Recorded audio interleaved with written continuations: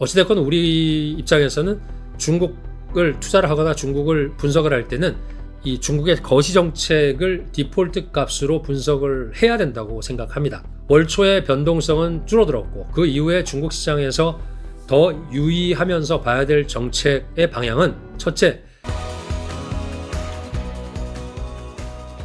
안녕하세요. 쌍걸 캡틴입니다. 오늘은 중국 정부 정책에서 보는 두 가지 투자 기회를 한번 같이 보겠습니다. 저는 중국 경제를 인체의 혈관 시스템에 자주 비유하고는 합니다. 여기서 그림에서 보시는 것 같이 심장과 대동맥, 정맥, 그리고 모세혈관, 인체를 구성하고 있는 그런 네트워크인데요.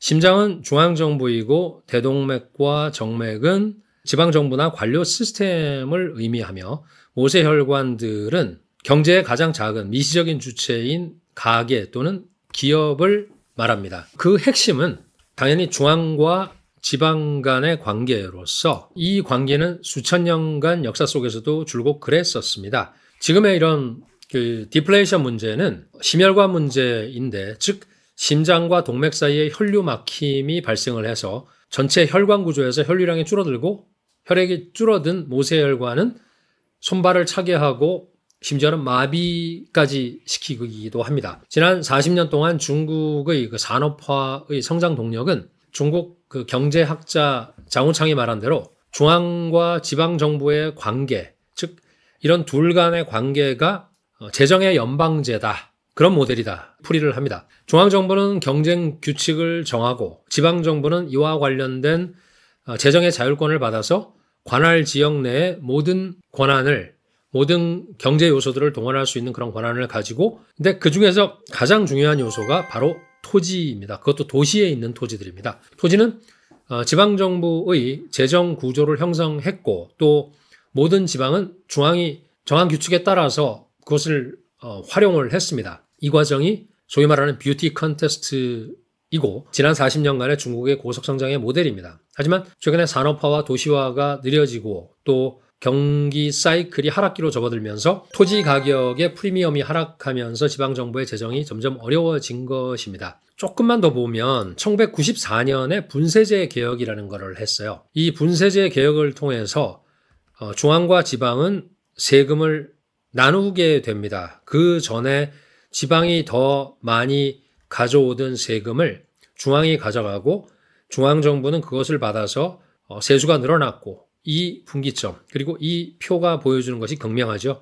94년 이후에 비슷하게 때로는 중앙이 많았다가 때로는 지방이 많아 가져왔다. 어쨌건 50% 조금 넘습니다. 근데 이것은 돈의 문제이고 이것을 중국에서는 재권이라고 그럽니다. 자이취권이라고 그래서 표현을 하고, 또 일을 하는 권리는 사권이라고 하는데 앞에 표에서 보신 대로 사권과 재권, 이것이 중앙의 사권과 지방의 사권 이렇게 나눠져 있습니다. 그래서 중앙이 지방에 대한 어떤 고가권을 가지고 있기 때문에 일 잘하고 돈을 많이 버는 이런 쪽에서는 승관이라고 하는 승진을 할 수 있는 그런 기회가 더 많아졌죠. 하지만 그동안은 산업화와 도시화로 인해서 이런 그 토지 프리미엄을 가지고 이 둘, 재권과 사권이 조금 어긋나도, 예를 들어서 때로는 조금 부족하거나 때로는 많아도 메워졌었는데 지금은 경기 상황이 워낙 안 좋다 보니까 지방정부의 토지 매각 수입이 2조 원, 옛날에는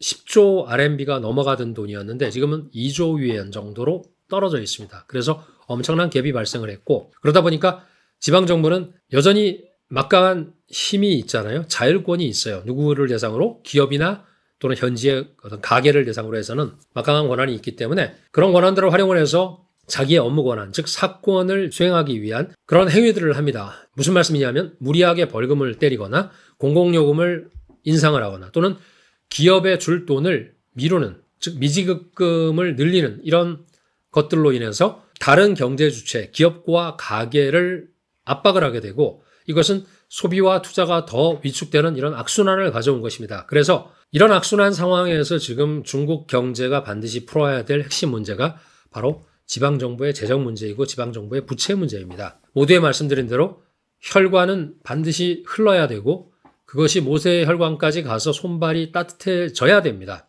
그래야 마비가 되지 않고 썩지 않습니다.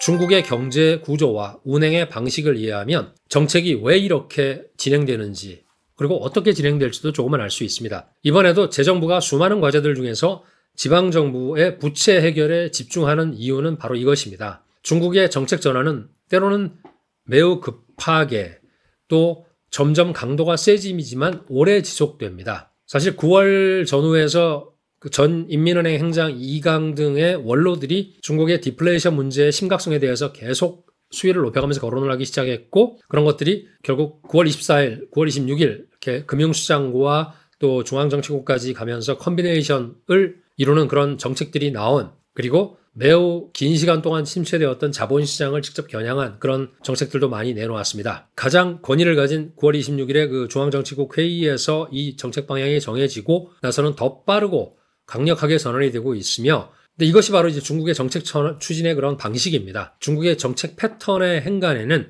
강력한 정책적인 또는 정치적인 의지가 담겨 있고 사실 따지고 들거나 뒷다리 잡을 야당도 없기 때문에 향후에 디플레이션 압력을 해소 또는 완화될 때까지 단계적으로 강도가 세지면서 지속적으로 한 방향으로 나갈 것입니다. 최근에 주식시장의 변동성으로 인해서 투자자들도 상당히 불안감을 느끼고 있습니다. 하지만 중국 경제의 반응의 패턴으로 볼 때는 A주 시장의 기저의 변화는 이제 막 시작된 것이라고 저는 생각을 합니다. 현재 중국 경제 상황에서 앞으로 우리 시장과 또 이쪽 시장에 미칠 영향은 무엇이 있을까요? 저는 중국 내부적인 정책의 불안정성이나 불확실성보다는 외부적인 불확실성이나 불안정성이 더 크다고 봅니다. 이쪽 사람들이 얘기하는 100년 만의 대변혁 속에서 미중 간의 전략적인 갈등이라든가 또 디커플링으로 인한 기술과 경제의 완전한 이 탈동조화의 이런 시대적 배경을 간과할 수가 없기 때문에 또 하나 진화될 수 있는 것이 본격적인 금융전이 시작될지 그런 부분에 대해서 저는 좀 관심을 가지고 있습니다. 어쨌건 9월 26일 이후에 중국의 거시 경제 정책은 완전히 디플레이션 파이팅으로 전환이 되었고 일련의 정책들도 꾸준히 나오고 있지만 그 시점에서의 그 미국의 반응이 상당히 좀 재밌고 뜻밖이었습니다. 두 나라가 사실상 지금까지도 그랬지만 디커플링 하고 나서는 서로의 그런 정책이라든가 경기 사이클이 서로 같이 가지 않는, 교차되지 않는 평형세계가 되어버렸고 그런 6년의 격돌 속에서 사실 글로벌 경제도 본질적으로 변화를 많이 겪고 있지 않습니까? 미국은 인플레이션이고 중국은 디플레이션 사이클에 들어와 있다고 볼 수 있습니다. 투자 측면에서도 글로벌 자산의 배분은 지난 수년간 인플레이션은 롱을 했고 즉 샀고 디플레이션은 숏 즉 팔아버렸습니다. 이런 인플레이션 롱, 디플레이션 숏 전략에서 인플레이션 자산은 말하자면 달러화 표시된 주식이라든가 또는 가상화폐라든가 원자재, 귀금속, 금 등을 포함해서 이런 쪽은 상당히 3년간 많이 올랐죠. 근데 이에 대응되는 디플레이션 자산의 대표 주자인 RMB와 A주 자산은 A주 주식은 상당히 압박을 받아왔습니다. 양국은 경쟁 속에서 인플레이션 자산에 대한 우위를 지키려고 할 것입니다. 미국은 더더욱이 그럴 것이고 이것이 핵심 이익이라는 것을 잘 알고 있으며 아마 앞으로도 이런 자산의 우위를 지키려고 노력을 할 것입니다. 그러므로 중국의 이런 디플레이션 문제는 중국 국내 문제라기보다는 미국과 중국의 전략적인 경쟁으로 인해서 삐져나온 부산물이라고 할 수가 있습니다. 그래서 미래에도 글로벌 유동성을 두고는 두 나라는 치열한 경쟁을 벌일 것입니다. 만약에 중국이 디플레이션을 성공적으로 방어를 하거나 또는 그럴 것 같다는 조짐이 보였을 때 해외 인플레이션 자산들로부터 빠져나오는 글로벌 유동성의 변화는 적지는 않을 것 같습니다. 마치 무역전쟁이나 기술전쟁처럼 이것 때문에 이제 중국 경내외에서도 금융전쟁이 벌어질 수도 있습니다. 거기에다가는 우리 러시아, 우크라이나에서도 봤듯이 이 스위프트라는 미국이 핵무기 같이 사용할 수 있는 가공할 무기가 동원이 될 것이고 중국도 거기에 맞대응을 한 자체 RMB 결제 통화 시스템인 CIPS를 가지고 이 양쪽의 동맹국이나 그런 모든 자원들이 동원이 될 그럴 가능성도 있어 보입니다. 투자의 관점에서는 한국이나 일본, 인도, 동남아시아, 대만까지 이런 자산들이 모두 미중 경쟁에서 발생한 지정학적인 영향을 받고 있는 그래서 어쩌면 이 자산들도 전부 다 인플레이션 쪽의 자산이라고 볼 수도 있는데 특히나 최근에 포커스를 많이 받고 있는 엔캐리 트레이드의 경우에는 이게 미국으로 많이 갔지 않습니까? 그래서 미국의 위험 자산들, 특히 이제 M7을 중심으로 한 미국 주식들에도 견조한 자금줄을 역할을 해왔습니다. 그래서 제가 아까 재미있다고 표현을 드렸었던 9월 24일 중국의 정책이 전면적으로 전환을 하고 난 이후에 미국의 반응이 매우 신속하게 이제 대응이 되고 있는데, 그것은 뭐 보이는 게 아니라 잘 이렇게 추정을 하고 있는 겁니다. 며칠 동안에 이렇게 달러 인덱스가 방향이 완전히 바뀌었죠.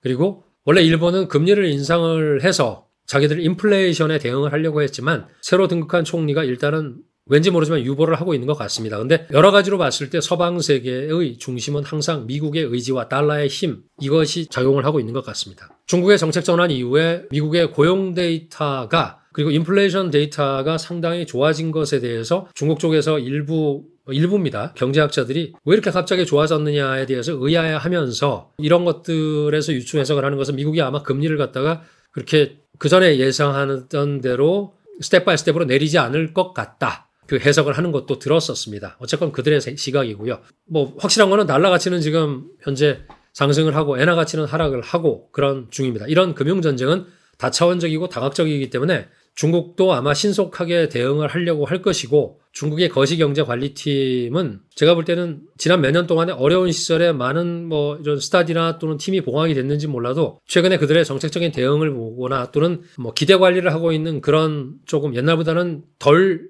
투박한 약간은 세련된 그런 것들을 보면서 좀 향상된 것 같다는 그런 생각을 가지게 됐습니다. 그래서 그런지 최근에 이쪽 금융시장에서는 판공성 중앙은행 행장, 지난번에 이제 큰 정책을 많이 발표했던, 그리고 이제 뉴스에 포커스를 많이 받고 있는데 그 사람의 별명이 새로 하나 생겼습니다. 그래서 그린스판이라는 별명이 생겼는데, 이게 그린스펀하고 판공성의 판, 성을 따서 그린스판이라는 그런 짤이 SNS에서 지금 돌고 있습니다. 어쨌건 각 부서 간의 일치된 협력 행동을 보면 그 가운데 상당히 전문적인 그런 뭐 수준도 엿볼 수가 있어서 업계 선수들도 좀 들어가 있지 않나라는 생각도 조심스럽게 해봅니다. 본격적으로 금융전쟁이 시작이 된다 그러면 미국이라는 정말 어마무시한 상대를 대상으로 얼마나 중국의 금융정책이라든가 거시정책이 효과적으로 대응할 수 있을지는 차차 좀 궁금한 마음을 가지고 봐야 될 것 같습니다. 어찌됐건 우리 입장에서는 중국을 투자를 하거나 중국을 분석을 할 때는 이 중국의 거시정책을 디폴트 값으로 분석을 해야 된다고 생각합니다. 월 초의 변동성은 줄어들었고 그 이후에 중국 시장에서 더 유의하면서 봐야 될 정책의 방향은, 첫째, 정책적인 의지를 담은 전략적인 목표인 과학기술의 자립 방향입니다. 미국, 중국 간의 전략적 경쟁에서 가장 치열한 분야이기도 하고, 이 첨단 기술 분야가요. 그리고 중국 자본시장도 당연히 이 방향으로 가라는 것이기 때문에, 그래서 최근에 대형 기술주들도 강하게 반등을 하고 있는 것입니다. 둘째는 그와 관련된 M&A입니다. 이것은 둘로 나누어 봐야 되는데, 먼저 이미 IPO된 상장 회사들은 과거에 등록제 이후에 많은 회사들이 일시적으로 급격하게 늘어나면서 여러 가지 좀 옥석들이 많이 같이 올라와 있기 때문에 해결을 해야 되는데, 이것의 어떤 그 상장 폐지 제도라고 할까요? 이런 것들이 법적 기반이나 제도가 아직 완전히 구축되지는 못하고 있긴 하지만 구축되지는 못하고 있어서, 뭐 그 대표적인 사례가 지금까지 상장 폐지된 회사가 A주에서 누적으로 지난 34년 동안에 280개 정도에 불과한데, 미국은 14,500개가 뭐 이렇게 완전 폐지되거나 상장 폐지되거나 아니면 M&A로 흡수 합병되기는 했습니다. 또 하나가 이제 프리-IPO 시장에서 이제 머물고 있는 하이테크 회사들의 R&D 자금의 지원이 매우 시급한데, 디플레이션 상황에서 PE 시장의 자금도 좀 쪼그라들었기 때문에, 그래서 중국 당국은 더 강력한 M&A와 구조조정을 지금 추진하고자 합니다. M&A와 구조조정과 관련된 정책을 강화하면서 이것이 국가의 그런 전략과 결합된 방향, 즉